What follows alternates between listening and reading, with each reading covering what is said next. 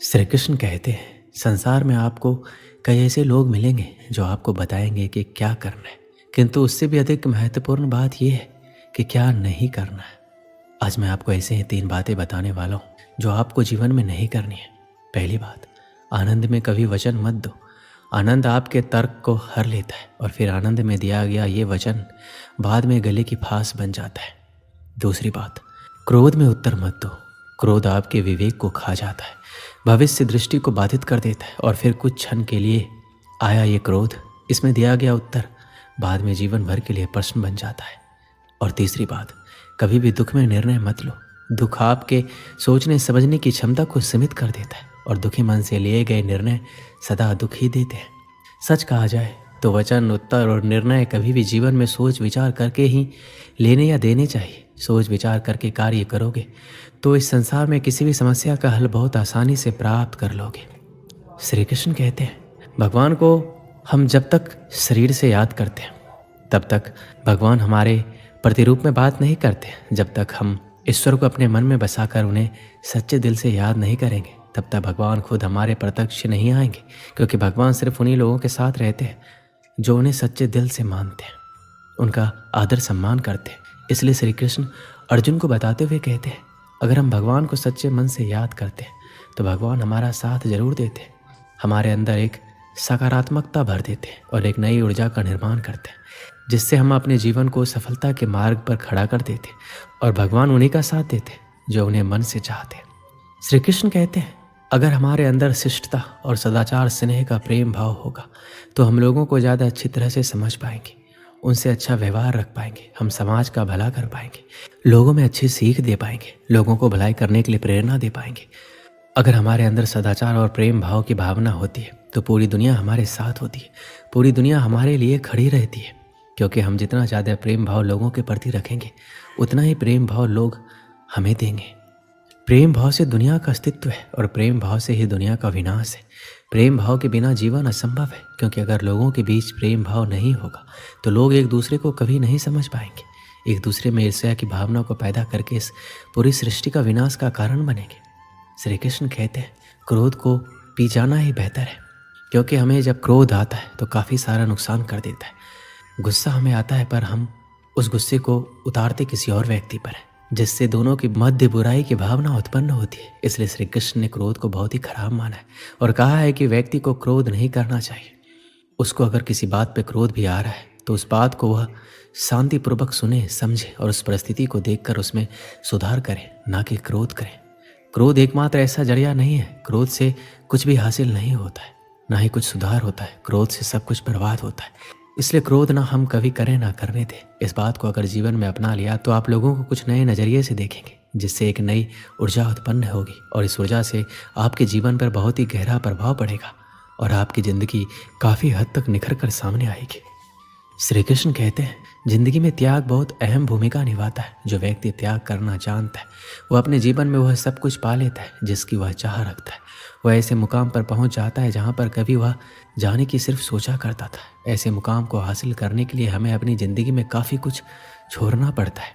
हमें अपने ऐशो आराम और अपनी रोज़मर्रा की ज़िंदगी को छोड़कर कुछ ऐसी ज़िंदगी को अपनाना पड़ता है जिसको हम कभी जीना नहीं चाहते, पर उस ज़िंदगी को जीकर हम अपने आने वाली ज़िंदगी को इतना बेहतर बना लेते हैं कि पूरा जीवन सफल हो जाता है।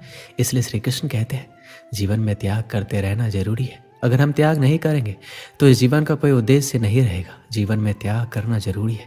त्याग से हमारे खुद में परिवर्तन होता है और ज़िंदगी में सुधार होता है, इसलिए त्याग करते रहना चाहिए। श्री कृष्ण कहते हैं हमारे कर्म ही हमारा परिणाम होता है, क्योंकि जैसे करनी वैसे ही भरनी। जैसा हम कर्म करेंगे वैसा ही हम पाएंगे। जीवन में कभी भी लक्ष्य को प्राप्त करना हो तो व्यक्ति 2 भाग साथ लेकर चलता है। पहला अपने लक्ष्य को पाने का निश्चय और दूसरा अपने लक्ष्य तक पहुंचने का मार्ग। सब यही करते हैं, किंतु सब अपने लक्ष्य को प्राप्त नहीं कर सकते। क्यों? क्योंकि लक्ष्य ना मिल पाने की स्थिति में व्यक्ति को कुछ बदलना होता है। कुछ अपना निश्चय बदल लेते हैं, कुछ अपना मार्ग। जो अपना मार्ग बदल का प्रयास करते हैं उन्हें सफलता प्राप्त हो ही जाती है, किंतु अपना निश्चय बदलने वाले सफलता का स्वाद कभी नहीं चख पाते। इसलिए अपना निश्चय कभी मत बदलिए, क्योंकि निश्चय खो देने पर चंद्रमा भी पूर्णिमा के दिन ग्रहण पा जाता है। अपना निश्चय बनाए रखें, आपको सफलता अवश्य मिलेगी। श्री कृष्ण कहते हैं हमें अपने परिश्रम पर विश्वास रखना चाहिए। अगर हम अपने परिश्रम पर विश्वास रखेंगे तो हम कभी भी हार का सामना नहीं करेंगे। अगर हम अपने कर्म, परिश्रम, मेहनत पर अटूट विश्वास रखकर उसमें कायम रहेंगे तो हमें उससे बहुत अच्छे परिणाम मिलेंगे। वह परिणाम आपको जीवन जीने में बहुत आसान होंगे, क्योंकि एक परिश्रम ही है जो एक रंक को राजा बना देता है और राजा को रंक बना देता है। अगर आप परिश्रम और सही निर्देश और सही दिशा में काम करते हैं तो जीवन में सफल होना पक्का ही है। पर अगर आप अपने परिश्रम पर विश्वास नहीं रखते तो उसमें आप धोखा करते हैं, तो आप याद रखना कि आप धोखा भी खुद के साथ कर रहे हो। इससे ना ही किसी और की ज़िंदगी बनेगी और ना ही कुछ होगा। आप धोखा करोगे तो खुद के लिए। इसलिए अपने परिश्रम पर इतना विश्वास रखें कि आप जो कर रहे हैं वह आपको एक ऐसा परिणाम दे जिसकी आपने कभी अपेक्षा नहीं की होगी। बहुत समय पहले की बात है, जंगल के किनारे एक छोटा सा गांव था। जंगल में जंगली जानवर बहुत अधिक मात्रा में थे, इसलिए गांव के लोगों को पेड़ पर चढ़ने का ज्ञान होना अति आवश्यक था, ताकि जंगली जानवरों से सामना होने पर वो पेड़ पर चढ़कर अपनी जान बचा सके। जो लोग जंगल में लकड़ियां काटने जाते थे उनके जंगली जानवरों से दो चार होने की अधिक संभावना थी, इसलिए वो लोग पेड़ पर चढ़ना अवश्य सीखते थे। उस गांव में एक बुजुर्ग सज्जन रहा करते थे। सब लोग उन्हें बाबा बुलाते थे। वो पेड़ पर चढ़ने की विद्या में माहिर थे और लोगों को पेड़ पर चढ़ने का प्रशिक्षण दिया करते थे। गांव के अधिकांश लोग उनसे ही प्रशिक्षण प्राप्त करने जाया करते थे। एक दिन बाबा ने उन युवकों के समूह को बुलाया जिन्हें वो पेड़ पर चढ़ने का प्रशिक्षण दे रहे थे। वह उस समूह के प्रशिक्षण का अंतिम दिन था। बाबा उन्हें एक पेड़ के पास ले गए। वह एक ऊंचा और चिकना पेड़ था जिस पर चढ़ना बेहद कठिन था। बाबा युवकों से बोले, आज तुम्हारे प्रशिक्षण का अंतिम दिन है। मैं देखना चाहता हूँ क्या तुम लोग पेड़ पर चढ़ने में माहिर हो गए हो। इसलिए मैं तुम्हें इस चिकने और ऊंचे पेड़ पर चढ़ने की चुनौती दे रहा हूँ। यदि तुम सब इस पेड़ पर चढ़ने में सफल रहते हो तो दुनिया के किसी भी पेड़ पर आसानी से चढ़ सकते हो। बाबा की बात सुनकर सभी युवक उत्साहित हो गए। वो पेड़ पर चढ़ने के लिए एक पंक्ति में खड़े हो गए। सबसे पहला युवक पेड़ पर चढ़ने लगा और बड़ी ही आसानी से पेड़ पर चढ़ा और फिर नीचे उतरने लगा। उतरते समय वो आधे रास्ते में था। तब बाबा बोले, सावधान, आराम से संभल कर उतरो, कोई जल्दी नहीं है। उस युवक ने वैसा ही किया। वो आराम से सावधानी से नीचे उतरा। उसके बाद एक एक करके सारे युवक पेड़ पर चढ़ने लगे। जब वो पेड़ पर चढ़ते तब तो बाबा उन्हें कुछ नहीं कहते, लेकिन जब वो पेड़ से उतरते समय आधे रास्ते पर होते या बस नीचे पहुंचने वाले होते तो बाबा कहते हैं, सुनो, आराम से, थोड़ा संभल कर और पूरी सावधानी से उतरो, किसी प्रकार की कोई जल्दी नहीं है। सभी युवकों ने बाबा की बात मानी और पेड़ पर चढ़कर नीचे उतरने में सफल हुए।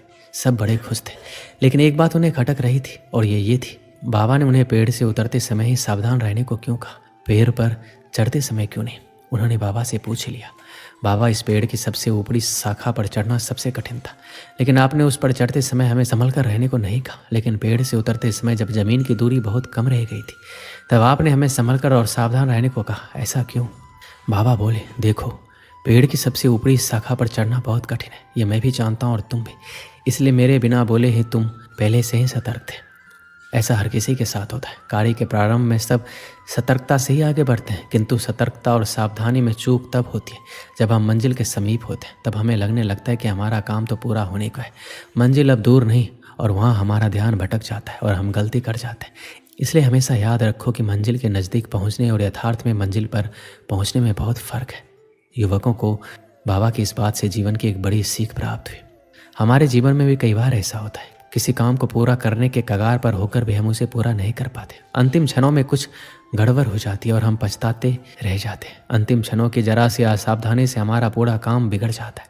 इसलिए ऐसा होता है क्योंकि मंजिल के करीब पहुंचकर हम अपना धैर्य खो देते हैं। धैर्य खोने के बाद हमसे चूक हो जाती है। इसलिए जब तक मंजिल तक ना पहुंचे, धैर्य बना कर रखें। कार्य के प्रारंभ में जितना धैर्य और सावधानी आवश्यक है, कार्य समाप्ति तक भी आवश्यक है। इसलिए कार्य पूर्ण होने तक धैर्य ना खोए, उतना ही सावधान रहें जितने प्रारंभ में रखते हैं। कहीं धैर्य खो देना लक्ष्य खो देने का कारण ना बन जाए। दोस्तों, इस वीडियो में बस इतना है। मिलते हैं अगले वीडियो में। अपना ख्याल रखिएगा। जय श्री कृष्ण।